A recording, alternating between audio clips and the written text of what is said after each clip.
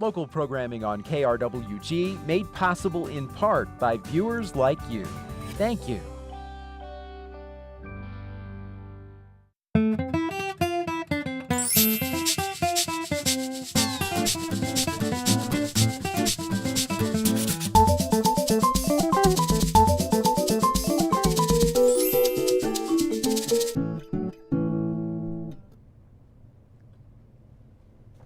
Hello and welcome to Fronteras, a Changing America. I'm Anthony Moreno. Our episode today will be exploring Mexodus, a student journalism project that collaborates universities within Mexico and the United States. This collaboration highlights the stories of people living in northern Mexico who are in the middle class and due to the violence have moved to safer areas within the United States or in Mexico. Our guests today are from the Mexodus project. Zita Arocha is the director of Borderzine.com, which launched the project, and Nicole Chávez, a student reporter at the University of Texas, El Paso, and should I say award-winning journalist now because of this project and her work within it and the other students. Welcome to both of you. Thank you for joining us. Zita, if I could start off with you, could you tell us a little bit about the project and how it came about?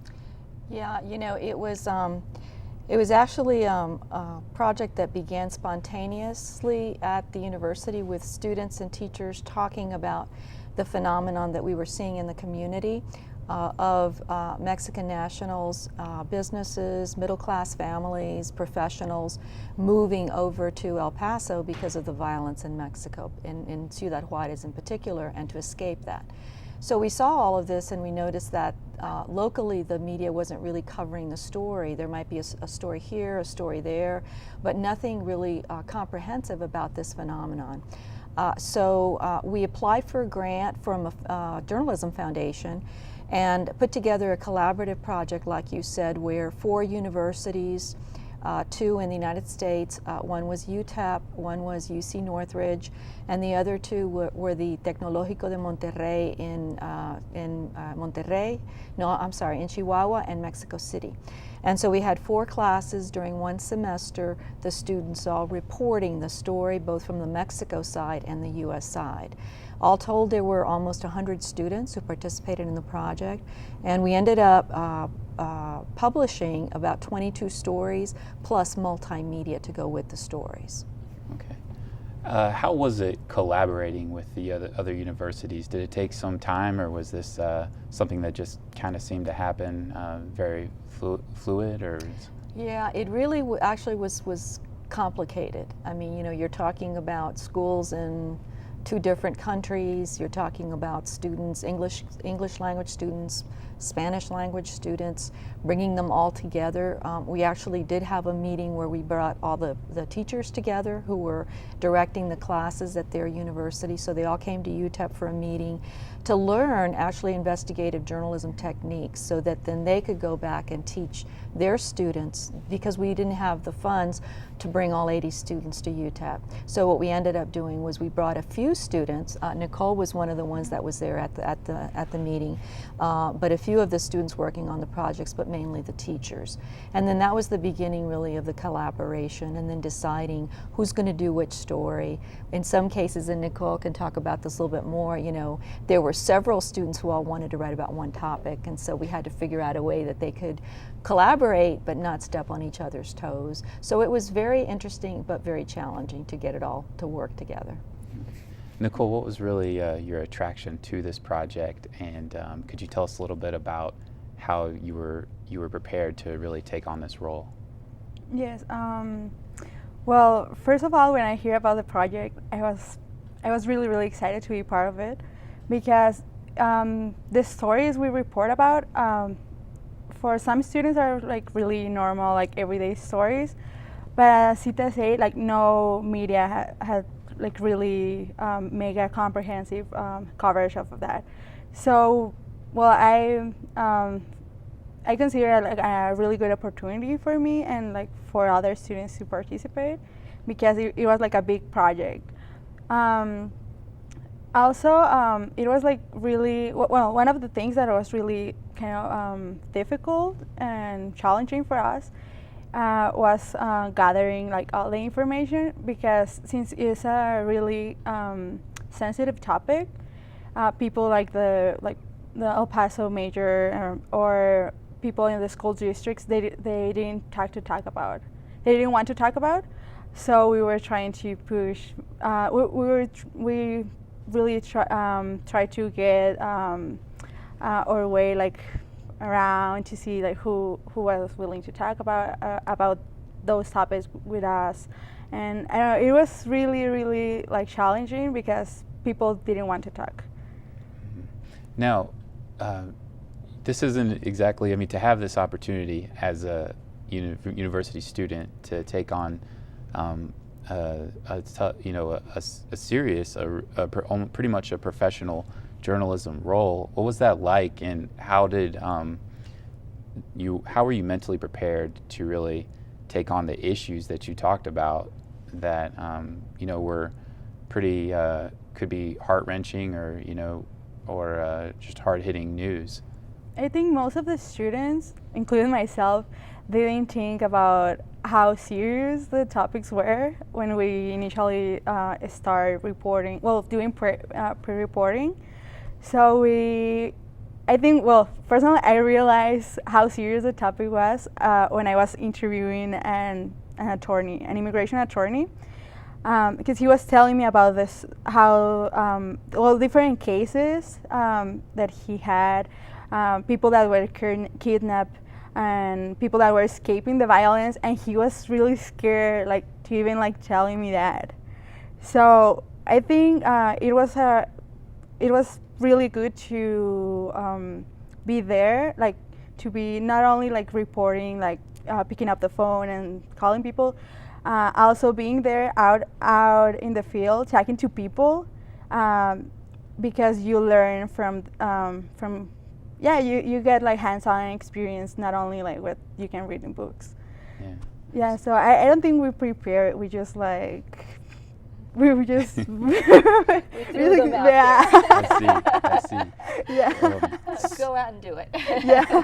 Speaking of that, I mean, you're not only learning those real life skills on covering these certain topics that Mexodus does so well, but you also learned some really key skills that reporters need. For example, filing freedom of information requests and things like that. What was that process like to learn how a reporter, I guess, is also a professional, and the daily duties that a reporter needs to do to really dig deep and find stories?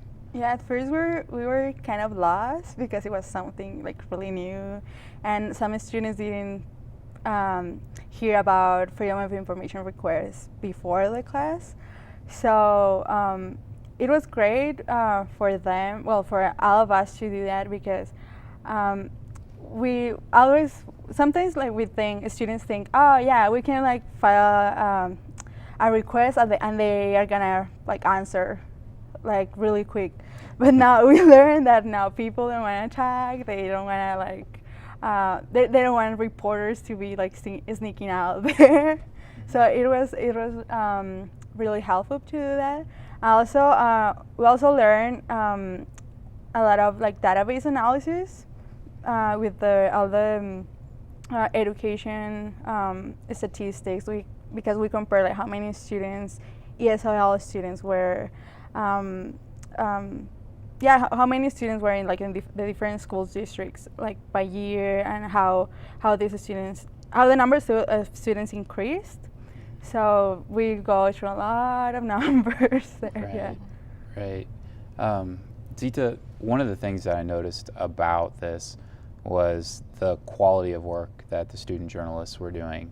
From the graphic designers to the reporters to the video editors. I mean, it was really a high standard of reporting. Was that something that you noticed right off the bat, or do you think that there was a certain area that the students were really improving on as they went by? Well, in our program at the university, it is a multimedia journalism program, and we started it officially. This is the 4th year that it's been in place, and what we did is we combined both the print with the broadcast journalism into online journalism. So students going through that project, or through that program, learn how to shoot video.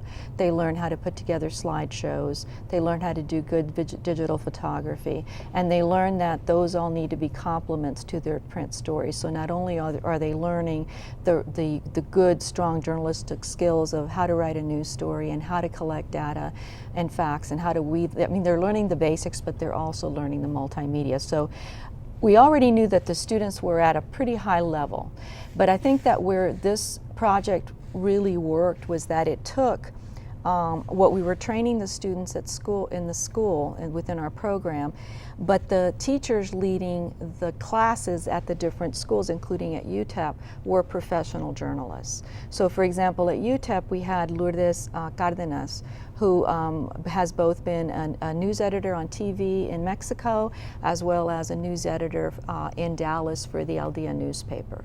And so she brought incredible skills and expertise. So I think that it was really the fact that the teachers were the leaders of the project, then instructing and teaching the students how to do it. And I think that's where you see the quality that you're talking about coming in. But it was challenging in many ways with the multimedia, because like Nicole was saying, a lot of people didn't want to go on the record. And if they did go on the record, they didn't want their faces used. So like the key part of the series is the short video that we have of a student at one of the high schools who was kidnapped in Chihuahua. And she was, thank God, returned to her family 2 or 3 days later, but then the family said, we're leaving. And they left everything and they moved to El Paso.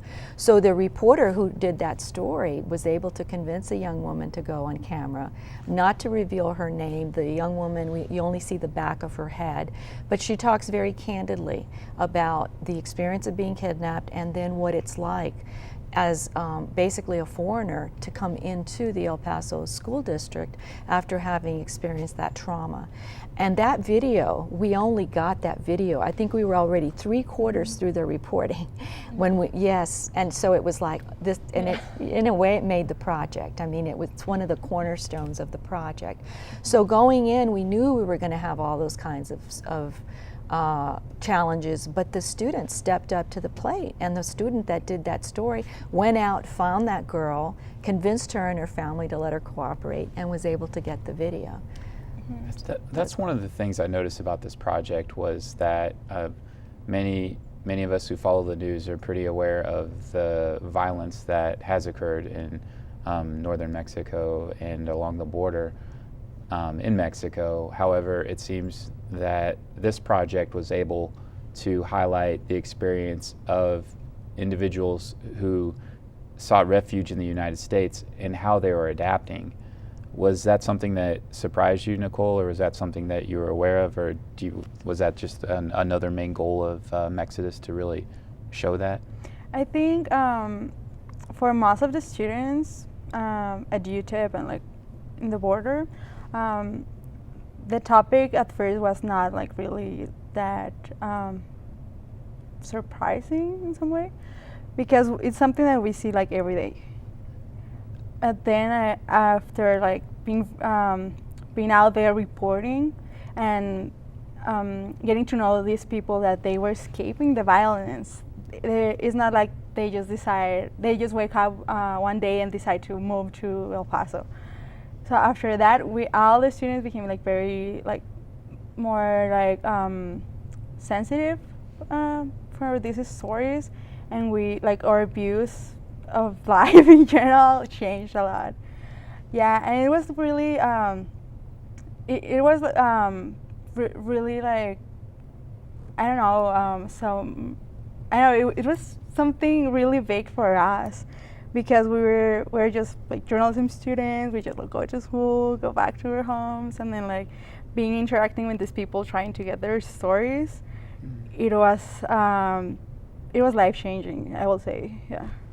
Yeah, you know, and to piggyback on what Nicole was saying, and I'm thinking of one example that to me showed me that this project was putting the students in situations where they were having to make the same ethical decisions that professional journalists have to make in the field. And there was this one case of this male reporter on the project, a student reporter, who, I mean, amazing story. He found and got a woman to talk to him about that she'd been a dentist in Juarez. Her husband was a dentist in Juarez. They had just been, what do they call it when they ask money from them all the time? Bribery, yeah, trying to solicit bribes from them just to let them keep their business open. So they closed everything and they moved to Juarez, and they were living at the woman's house, mother's house on the east side. And she and her husband were practicing dentistry in the garage. Wow. And so the reporter had all the story and the interviews, incredible, compelling. And this was how they were surviving. They were actually bringing their tools from Juarez to be able to, you know, and of course it was illegal. And so we had to walk the reporter through the implications of, okay, so if we publish this story, do you realize and understand that the police or law enforcement can come to you and ask you to divulge the name and the address of the woman and her husband? And then our question as editors to the student reporter was, would you be willing to go to jail to protect that woman's privacy and her identity? And so we gave him 24 hours to think about it, and then he came back and he said, no, I wouldn't be willing to go to jail. And so we had to say as editors, well, then the lesson is that we can't run your story, because we can't put, as editors, we can't put that family in jeopardy. And a journalist has to be willing, as you know, to protect their sources under any circumstances. And so that was an incredible learning experience for the students in Mexodus, where it's like, those are the same issues that newsrooms go through, you know, all the time when they're reporting difficult stories. Nicole, what was it like during that time period to be, you know, a journalist, but also as a student? What were you thinking as far as being a journalist and thinking about the field when this was going on? What I was thinking,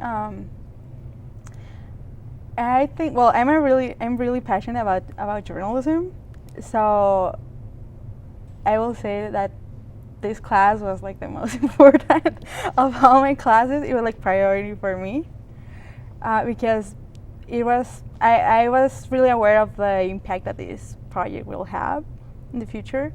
So I put it like a priority on that. Yeah. Okay. How do you think this experience has really changed you as a journalist and somebody who is about to embark on a career in journalism? I know, well, the stories that we produce were great.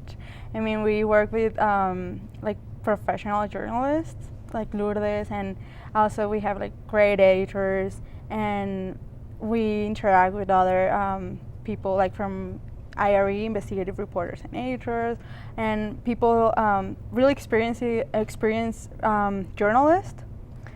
So after the project, I like all the stories that I write for Mexodus are part of my portfolio that I'm sending to those jobs or those internships. And I will say that those clips that I got are the one that got me like my last internship out of town. So it's that impact has on my career. Also, now that we won an award, it puts you in the map. Like, you are not just like a student journalist from a little town in the border, in the U.S.-Mexico border. Now you are like someone who is like that is taking serious the journalism, and you are someone who is doing like great stuff, not like only reporting on homecoming or like you know or parking stories or Right. things The like that. parking garage. Yeah. At UTEP, Right. right. Well, let's talk about this award. You recently were awarded, the Mexodus project was awarded an award from the Online News Association. Could you tell us a little bit about that experience and what it was like to receive that honor from people who you look up to in the industry? Well, I'll defer to Nicole, because she was there to pick it up and to go in front of the cameras. I was so proud of her.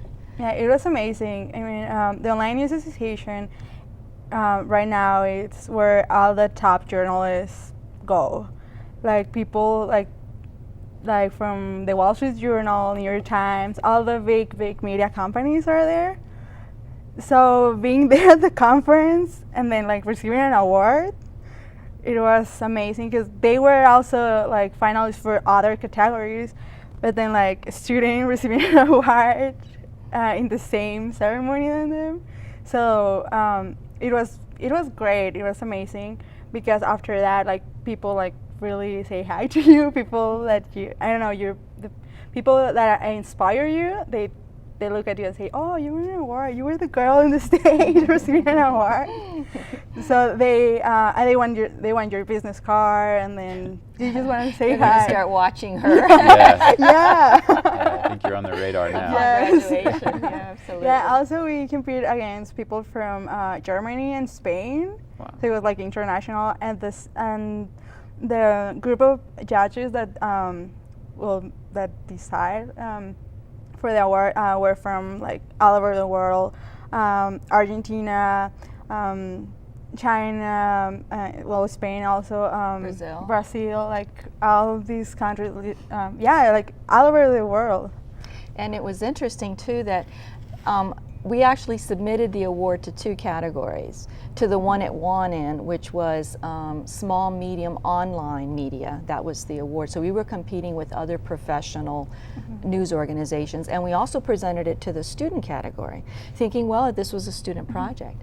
And yet we won not in the student category, but in the regular media professional category, which I think really, what you were saying before, that it really came together as a professional project. Yeah.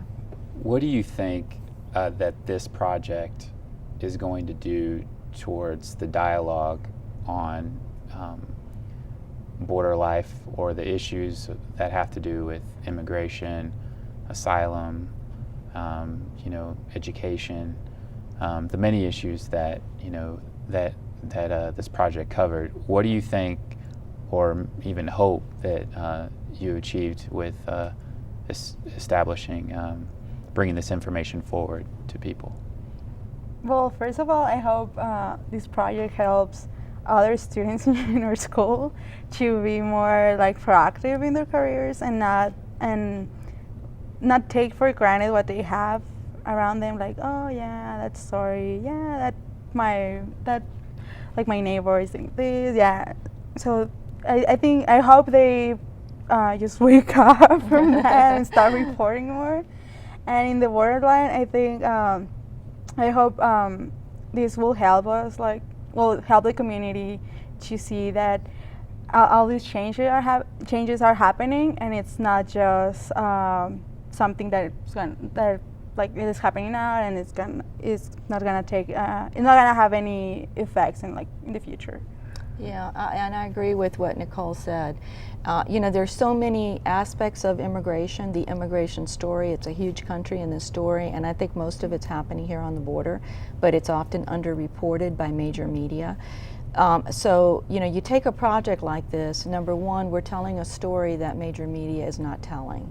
And we're telling it in our own backyard, and we're telling it with the students who are living the reality, whose friends are living reality. So I think that's really important. On a larger scale, and going forward, I think that we as a community need to produce more of these types of projects. Number one, to really give our students the opportunity to compete with other students out there, in the larger universe, by having them do good, solid, professional quality journalism here about issues that mean something to us and they're important to us. So that's how I think that Border Zine really makes a difference, and Mexodus specifically, the project. But I see us doing more projects like this. I see us kind of taking control of the immigration story. Instead of people, journalists from other media parachuting into the border to cover the immigration story whenever something hot happens, or something really violent happens, we should take control of our story. It is our story, and we have the resources here to do it. So that's how I would see this benefiting the community, overall and over time, is by doing more projects like this. Okay. Nicole, did you feel like there was an advantage of being a student and knowing people within the community or people that were impacted by stories that you were covering? Yes and no. It's because it was so as I say, it was just daily, something that you experience every day, and then change it. Well, not, and they didn't change it because you report on that, but not really, Yeah, I think just for the time of it, but not really. Okay. All right. What were some of the things that you'll be taking away from this? Well, the experience itself. I think that being part of Mexodus shaped my journalism skills, and it prepares me for taking a big job out of college. Not a little job in a little newspaper in the middle of somewhere. Yeah. I see. Well, now that you're an award-winning journalist, I'm sure those chances are even greater. I want to thank you both for being here. Thank you for sharing this project with us, and thank you for the work that you were doing as a student journalist, and bringing this information forward on this important topic. Thank you. Thank you. Thank you. We want to thank you for joining us for this episode of Fronteras, A Changing America.